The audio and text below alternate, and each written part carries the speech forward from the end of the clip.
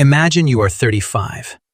You wake up, grab your phone, and check your bank account before your eyes are fully open. Your direct deposit hit yesterday, and somehow you're already low again. You didn't buy a yacht, blow money in Vegas, or light cigars with $100 bills. You just lived like a normal American.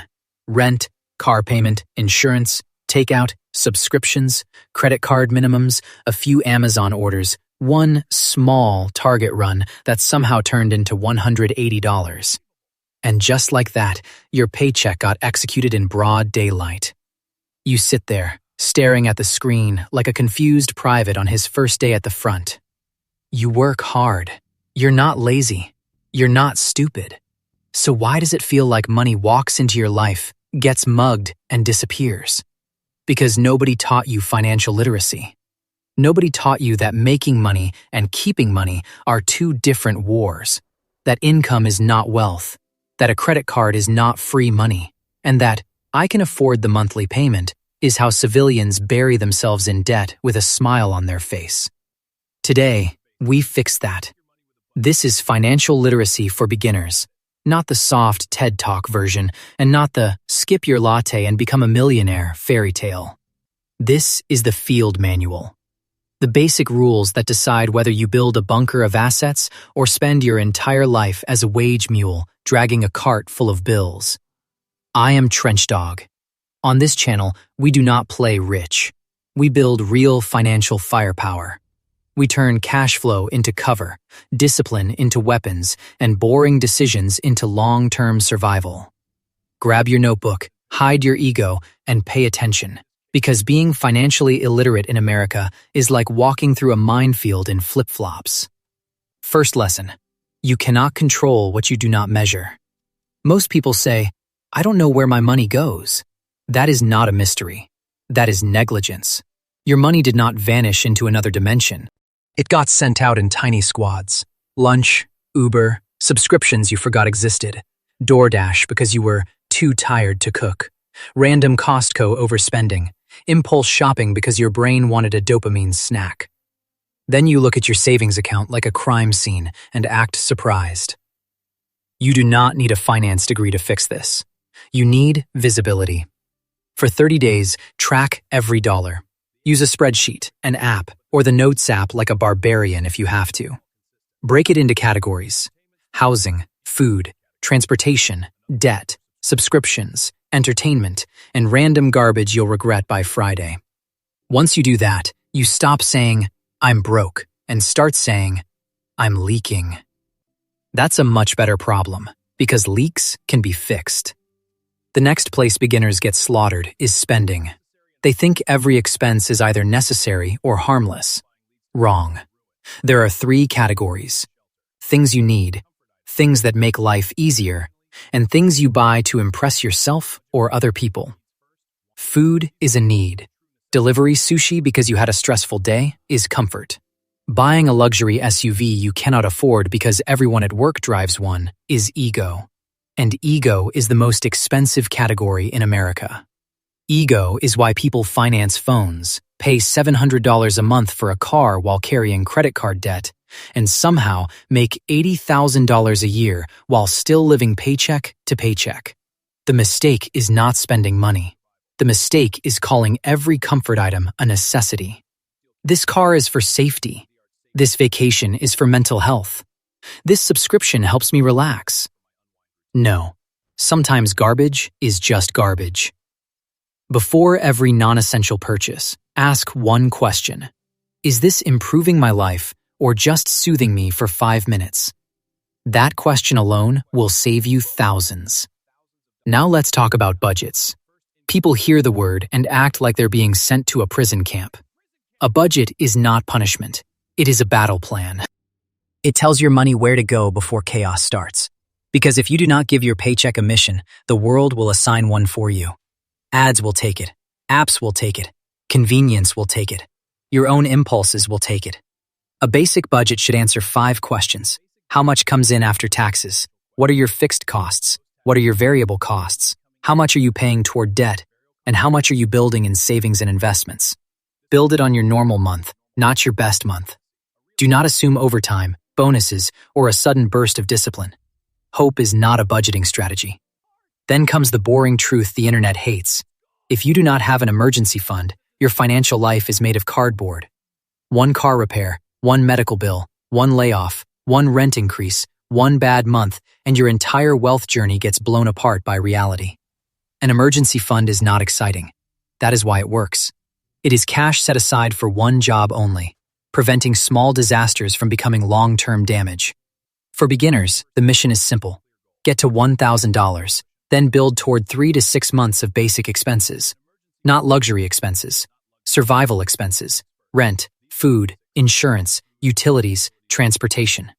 Keep that money somewhere safe and accessible, like a high-yield savings account. Not in crypto, not in meme stocks, and not in checking where your drunk Friday night brain can see it. If your financial house has no fire extinguisher, do not talk to me about building an empire. Now, credit cards. A credit card is not evil, but for undisciplined people, it is gasoline and a lighter. The beginner hears cashback, points, travel rewards, and 0% intro APR, and suddenly thinks he is smarter than the bank. No, you are not running a reward strategy. You are getting trained like a lab rat. If you carry a balance, the game is over. The points do not matter. The miles do not matter. You are paying 20, 25, sometimes 30% interest just to feel clever. That is not optimization. That is financial self-harm. Beginner rule. If you cannot pay the full balance every month, stop using the card like a lifestyle enhancer.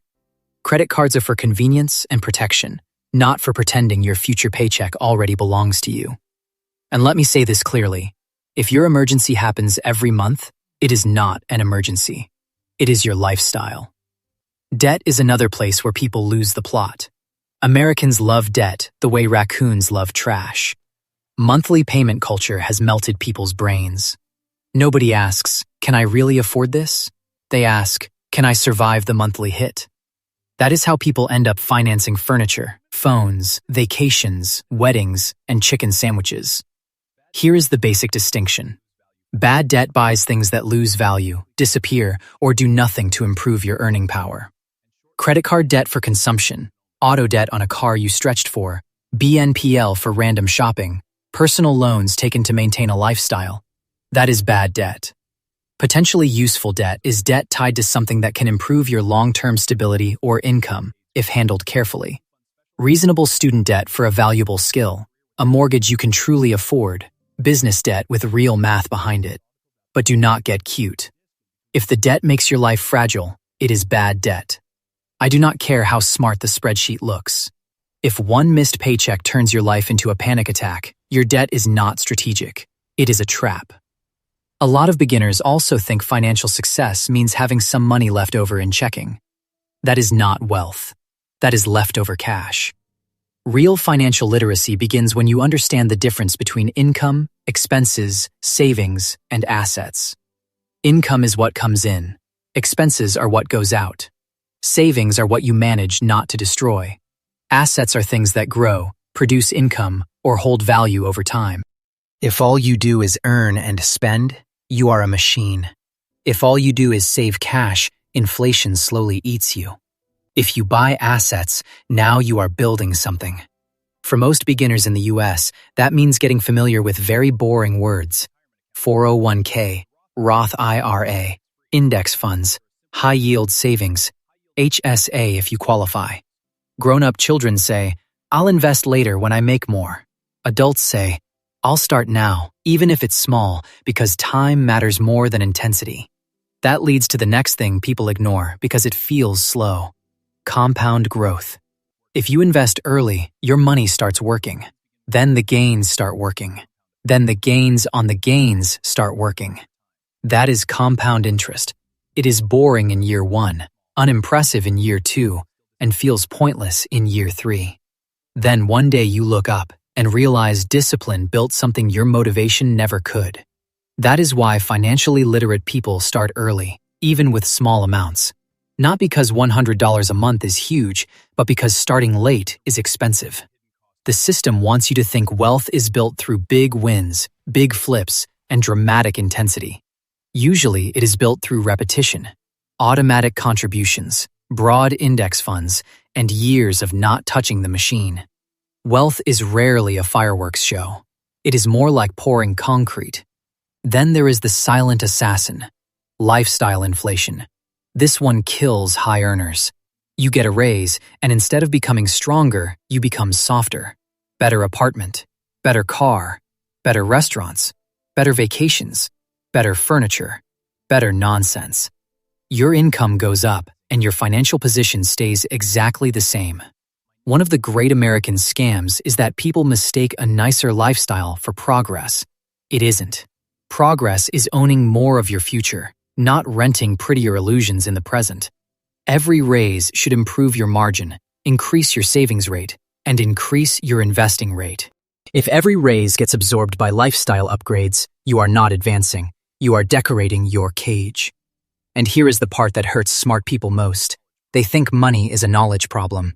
So they watch videos, read books, learn acronyms, debate interest rates, argue about the Fed, and still have no emergency fund, still carry debt, still invest nothing.